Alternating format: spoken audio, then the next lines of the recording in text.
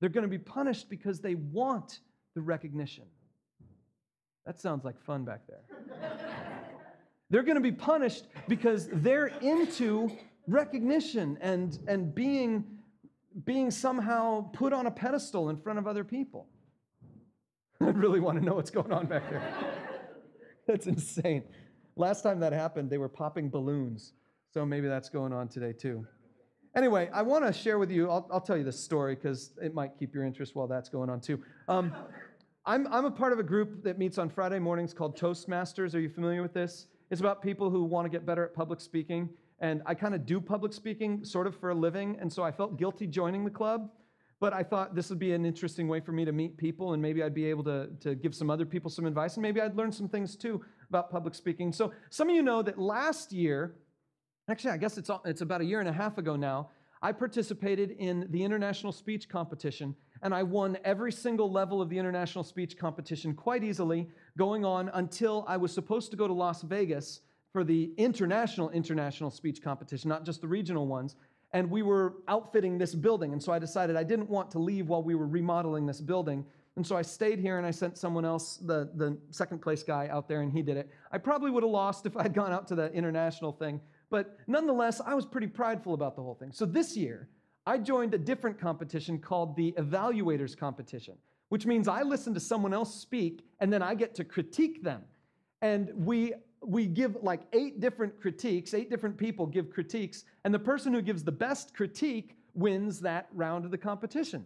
And so I'm in my club, and I'm all confident. I'm like, this is awesome. So one guy speaks, and then I come up and I do my thing, and I give a solid critique of that person's speech, what was great, what was wrong, what could be improved upon, things like that. And at the same time, I make people laugh too. And so I'm doing that. It's kind of fun. And I win that one. So then I go on to the area competition.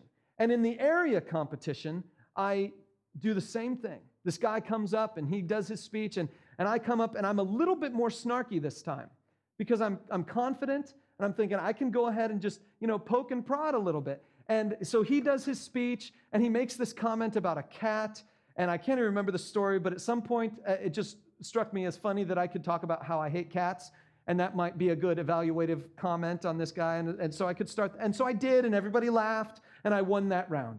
And so then I go on to the next round, and it's down in Indianapolis. And I'm part of this thing. I'm number 2 in the list of evaluators. And so that means I get to see everybody who comes after me and their evaluations. So the guy gets up there, and he does his speech, and he does his speech on some commercial that's been on television, and he's critiquing that commercial while selling his own business to the rest of the audience. And so I just thought that was inappropriate for him to use that venue to sell his business. He passed out business cards and he basically said, call me. And so I critiqued that. I was like, I don't know that commercial and I don't think you should be selling your business. And so I was really kind of harsh on all that kind of stuff. But at the same time, I was funny. And people were laughing and I sat back down. I was like, okay, this is good. And I watched everybody else. And you know what they did? They got up in front of him and they said, here are the things you did well. Here are the things you did wrong. And then they sat down. And then the next person got up and he said, here's the things you did well, here are the things you did wrong, and they sat down. Everybody did that. So by the end, I'm thinking to myself, okay, there's only one person I didn't see, and I'm better than all of the ones that I saw. And so I'm just sitting there in my seat, and they're reading off the names. 3rd place, yeah, that guy was 3rd place. 2nd place, yeah, that guy could have been 2nd place. And I'm just sitting there, I'm getting ready to stand up. They read 1st place, and it's not me. And I was looking around, I was like, what just happened here? And then I wanted to do a recount, because I was sure something had been wrong. And so I wanted to talk to the judges and find out, was I disqualified because my tie wasn't on right or something? Did I go too long or something? And finally, I realized I was just way too arrogant. That's why. And that's humbling. When you realize you're too prideful, that can bite you. So here's the deal. I realize what Jesus said here is true, that those who search for their own glory find humility, often at the hands of a method they didn't intend to receive. But God's glory could be what I really pursue. How many times do I weigh God's glory against my comfort? And I'll say, for God to get the greatest glory, I might need to share my faith with this particular person who looks like they need it. Or for God to get the greatest glory, I need to make sure I'm living my life in such a way that demonstrates He's my authority. It's about Him, not me. But my comfort sometimes gets in the way.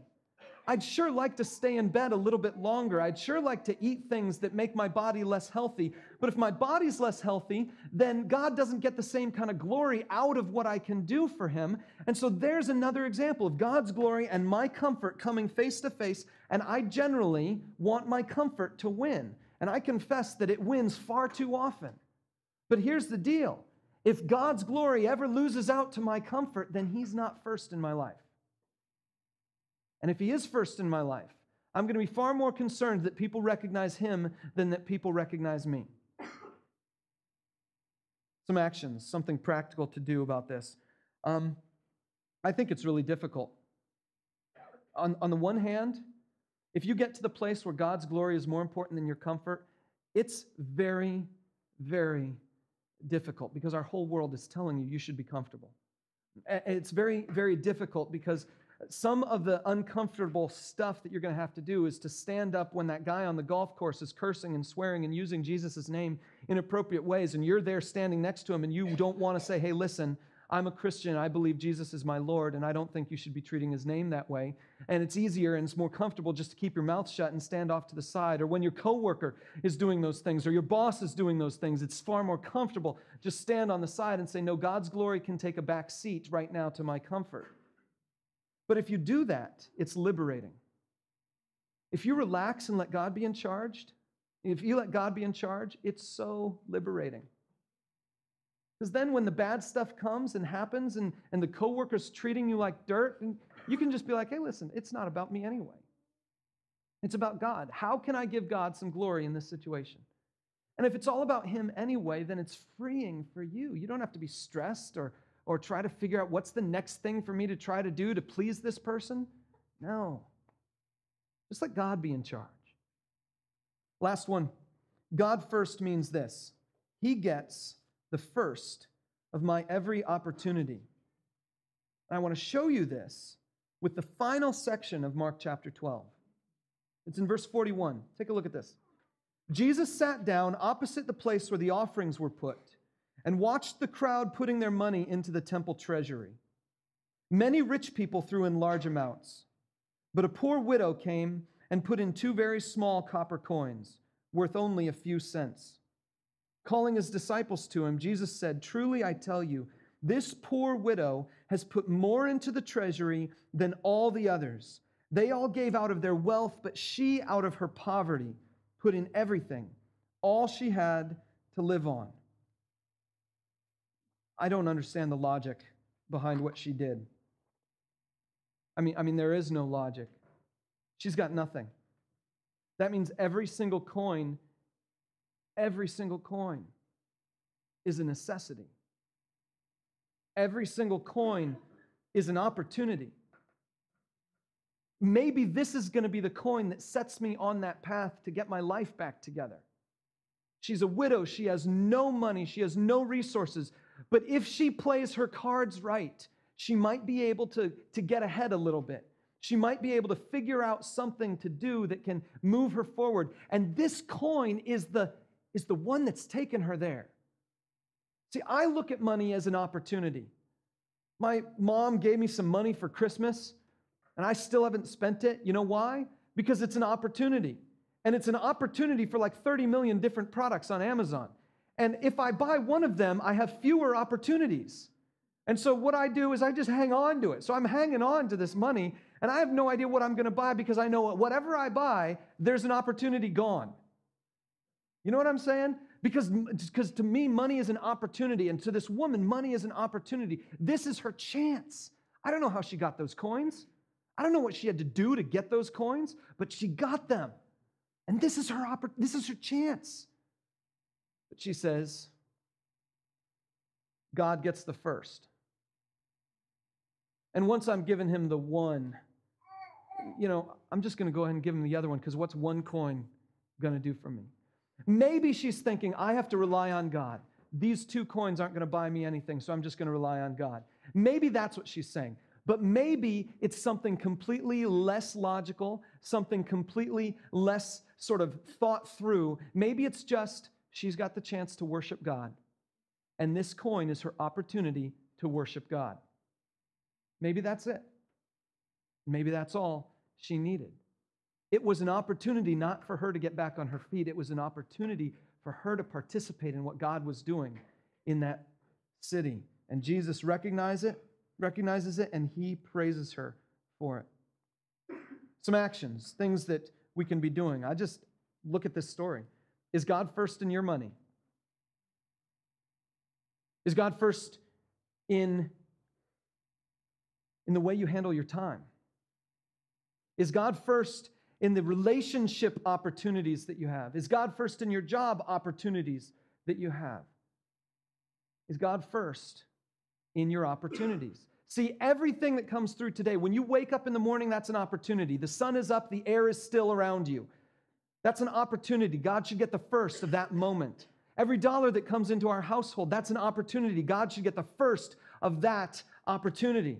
And if we give God the first of our every opportunity, then every opportunity following that is going to be an opportunity that God says, here you go. Take this one, use this one, do this one, I'll bless this one. But if God gets the first of the opportunities, all the rest are going to fall into place. After all, that's what Jesus told us. So, what I want to do is I want to take the final couple minutes here, and I want to walk you through just a couple thoughts on how to prepare for our Commitment Sunday. I'll do this each week. What we've done is we've just covered the greatest commandment, which is our first core value. It's the most important thing you have to have true in your life, that God comes first. And around this church, we use metaphors to help us remember that.